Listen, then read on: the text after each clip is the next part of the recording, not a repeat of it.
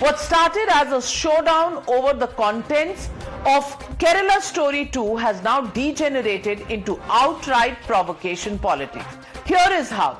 The promotional video of Kerala Story 2 shows one of the girls being force-fed beef. The critics have latched on to this one scene and unleashed beef-eating campaigns across Kerala. They chose to eat beef over not buying tickets when the movie screens or waiting for the court verdict. Now, one could ignore this peculiar choice, but here is where it gets objectionable.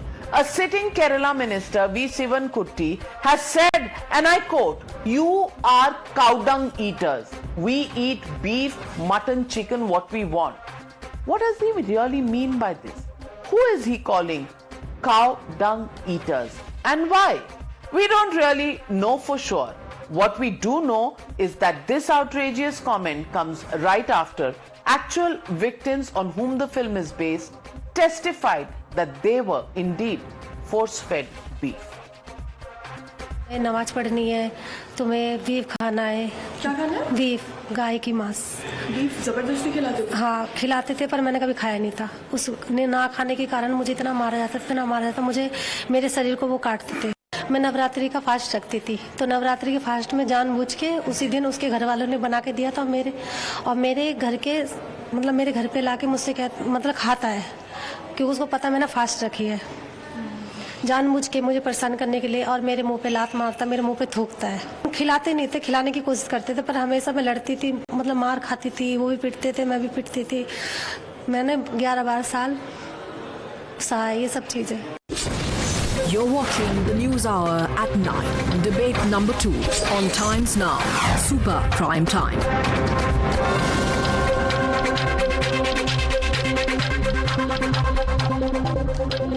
Vivek Srivastav, you have problems with Kerala Story 2? Well, the High Court is looking into the matter and will give its verdict. But where does a chief minister, or rather a minister in the Kerala government, come out and say that those who are supporting anything that the film says are cow dung eaters, we are beef eaters? Eat what you want, but why bring in cow dung eaters, are vegetarians, cow dung eaters, and just so that somebody doesn't eat beef? I have no problem with anybody eating beef, but if somebody doesn't want to, it's their choice. How dare you call them cow dung eaters?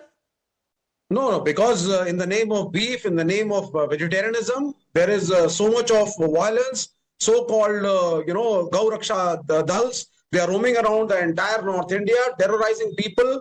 And so a lot of wrong things are happening. It's not as simple as that. If a sitting member parliament from a Kerala minister is not talking about cows, sir. They're not talking about cows. Their problem is, and the soundbite is on Kerala Story 2. Where does, in that context, beef eating versus cow dung eating come?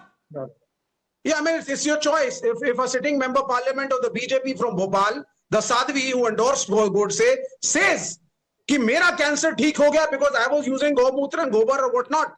I mean, if this is the level of scientific temperament we are talking of, I endorse what was said in Kerala. आपको जो खाना है आप खाइए, हम नहीं खा रहे, हम वो खा रहे हैं जो एक ह्यूमन बीइंग को खाना चाहिए. I do not know. So I mean, you're not supposed to look at it from a very religious angle. It's all about the scientific temperament, and there's nothing wrong in it. I don't see anything wrong in it. And in Hinduism, doesn't mean being vegetarian. अभी बताता हूँ.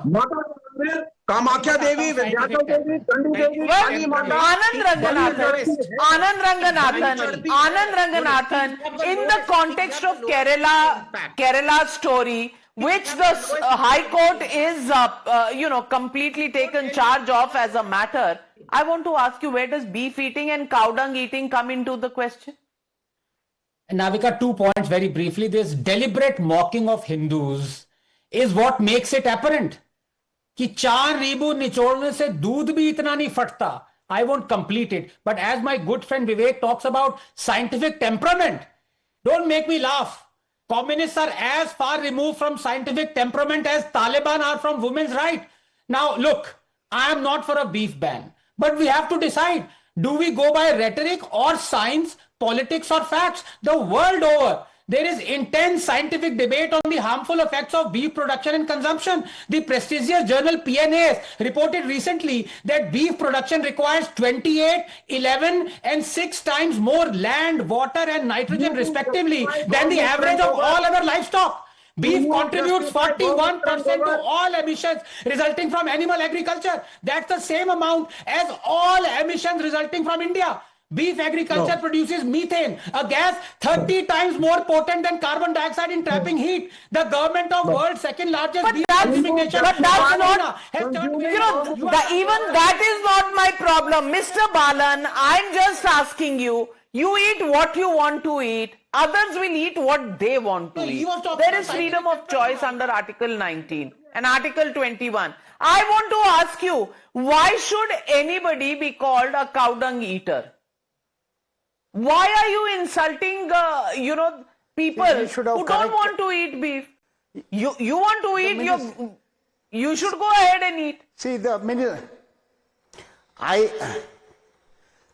See, I support the Kerala minister. He rightly pointed out, he should have added cow dung eaters as well as cow urine drinkers.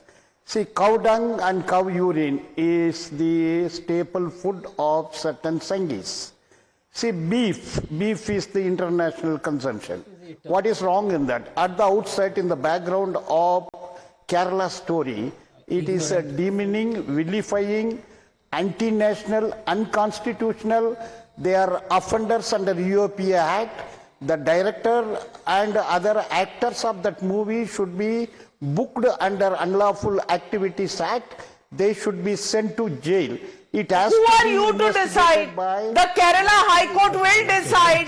The Kerala High Court is seized of the matter. It will take a call. We have also shown you the victims' bites. They have come on record. They have said the ordeals that they have gone through. That is their experience. And whether the law is flouted or not will be decided by the High Court, certainly not by the Minister of the Kerala government. But Abhijit Iyer Mitra, this deliberate provocation, when they do it, the deliberate provocation should just be looked, in the other direction. Should we really just live with it?